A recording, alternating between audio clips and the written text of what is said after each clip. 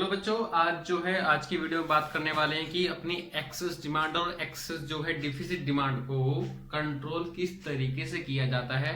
Control करने के लिए कौन कौन सी चीजें एप्लीकेबल करी जाती है और कंट्रोल किसके द्वारा करी जाती है, तो वो सारी चीजें आज हम पढ़ने वाले हैं। तो एक्सेस डिमांड और जो एक्सेस डिफिसिट डिमांड होती है वो कस्टमर्स के द्वारा करी जाती है और उसको कंट्रोल जो करती है हमारी गवर्नमेंट करती है। और जो गवर्नमेंट के अंदर बैंक होता है, गवर्नमेंट और बैंक दोनों एक दूसरे की हेल्प के अकॉर्डिंग हम लोग कम करते हैं। तो उसी वीडियो के आज हम अंदर बात करने वाले हैं कि measure to correct the excess demand. पहली बात तो समझने वाली बात है, एक्सेस डिमांड क्या होती है कि जब किसी एक अर्थव्यवस्था के अंदर यानी कि इकोनॉमी के अंदर जो है एक फुल एम्प्लॉयमेंट लेवल के बावजूद यानी कि 10 बंदे हैं किसी अर्थव्यवस्था के अंदर, 10 के 10 जो है काम कर रहे हैं और 10 के 10 प्रोडक्शन कर रहे हैं और उसके बावजूद भी अगर डिमांड ज्यादा है तो उस कंडीशन में बोलते हैं एक्सेस डिमांड। और एक्सेस डिमांड को कम करने के लिए जो है गवर्नमेंट कुछ कदम उठाती है। तो गवर्नमेंट और आरबीआई दोनों ही कुछ कदम उठाते हैं। तो कौन कौन से वो मैंने लिस्ट लिखी हुई है यहाँ पे, और तो उसी के बारे में बात करेंगे। सबसे पहले डिक्रीज इन गवर्नमेंट स्पेंडिंग। भाई जो खर्चे गवर्नमेंट के द्वारा करे जा रहे थे, जिनके द्वारा गवर्नमेंट पैसा खर्च करके मजदूरों की जेब के अंदर पैसा ज्यादा डाल रही थी, तो अब वो गवर्नमेंट क्या कर देगी, उन खर्चों को बंद कर देगी। रोड बनाना बंद, ब्रिज बनाना बंद, सड़कें बनाना बंद, यानी कि हर चीज। तो गवर्नमेंट पैसा देगी नहीं तो हमारे पास यानी कि जो हम मजदूर हैं हमारे पास पैसा आएगा नहीं, और पैसा आएगा नहीं तो हम डिमांड करेंगे नहीं। तो कुल मिला के हमारी इस कंडीशन से एक्सेस डिमांड को कम किया जा सकता है। दूसरा है इंक्रीज इन टैक्सेस। गवर्नमेंट को ऐसा लग रहा है कि भाई जनता के पास में पैसा ज्यादा हो चुका है, जिसके कारण क्या है कि गवर्नमेंट जो जनता है वो डिमांड ज्यादा करने लगी है। तो जिसके कारण क्या है कि गवर्नमेंट हमारे ऊपर टैक्सेस का बर्डन बढ़ा देगी। मतलब जो हमारी सेविंग पॉकेट में थी वो सेविंग अब कहां चली जाएगी, गवर्नमेंट के पास चली जाएगी, जिससे कि जो है आम जनता के पास पैसा नहीं बचेगा और पैसा ना होने के कारण वो ज्यादा खर्च भी नहीं करेगी। उसके बाद है ये दोनों चीजें कौन करती है, हमारी गवर्नमेंट करके चलती है, जबकि ये जो चीजें हैं ये सारी की सारी कौन करती है, ये आरबीआई करके चलेगी। तो पहला लिखा हुआ है decrease in money supply. Money supply होता क्या है, मनी सप्लाई का मतलब है कि एक समय के एक फिक्स पॉइंट के अंदर जो जनता और बैंकों के पास जो पैसा रखा होता है, मांग जमाओं को जोड़कर सभी को जो टोटल पैसा होता है उसे बोलते हैं मनी सप्लाई। और इसके लिए मैंने अलग से वीडियो बनाई हुई है, आप मेरी प्लेलिस्ट पे जाके मैक्रो इकोनॉमिक्स का चैप्टर नंबर 6 के अकॉर्डिंग देख सकते हो, वहां पे सब चीजें हैं। तो फिलहाल डिक्रीज करना है money supply. Money supply decrease क्यों करना है, क्योंकि गवर्नमेंट जनता में जो है वो ऑलरेडी बहुत सारा पैसा आ चुका है, जिसके कारण वो डिमांड ज्यादा कर पा रही है। तो गवर्नमेंट उस सप्लाई को क्या करेगी, स्टॉप कर देगी, रिड्यूस कर देगी, जिसके कारण हमारी एक्सेस डिमांड कम हो जाएगी।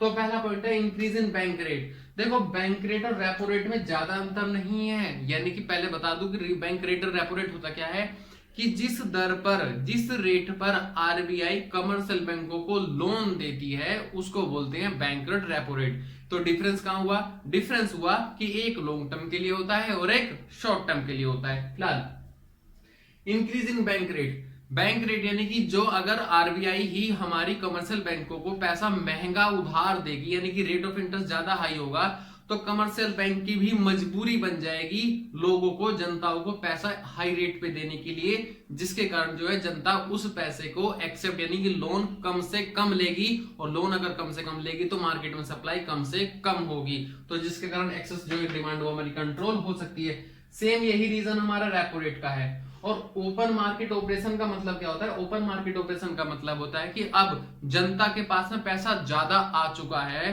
तो आरबीआई अपनी सिक्योरिटीज सेल कर देगी और बदले में जनता से उससे क्या ले लेगी, पैसा ले लेगी, जिससे क्या होगा कि मार्केट सप्लाई और क्या हो जाएगी, मनी की सप्लाई मार्केट में रिड्यूस हो जाएगी, और जिसके कारण हमारा एक तरीका भी सक्सेसफुल हो जाएगा। इंक्रीज इन सीआरआर और एसएलआर। ये सीआरआर का मतलब कैश रिजर्व रेशियो और एसएलआर का मतलब है स्टैट्यूटरी लिक्विडिटी रेशियो, यानी कि लिक्विड रेशियो।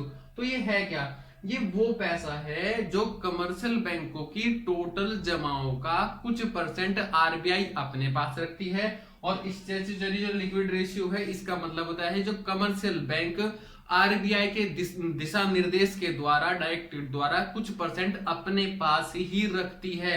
अगर उस रेट को इंक्रीज कर दिया जाए, मान लीजिए किसी बैंक के पास में 100 रुपए हैं और अभी तक उसका सीआरआर जो था वो 10% था, तो 10 रुपए कहां थे, आरबीआई के पास थे। लेकिन अब आरबीआई ने क्या कर दिया, आरबीआई ने बोला कि अब आपका सीआर जो है वो 30% होगा। मतलब बैंक के, यानी कि जो बैंक की टोटल जमाई थी 100 रुपए, उस 100 रुपए का 30% कहां होगा, आरबीआई के पास होगा। जिसके कारण क्या होगा, जो कमर्शियल बैंक है वो ज्यादा से ज्यादा पैसा उधार दे ही नहीं सकते, क्योंकि उनके पास पैसा ज्यादा बचेगा ही नहीं।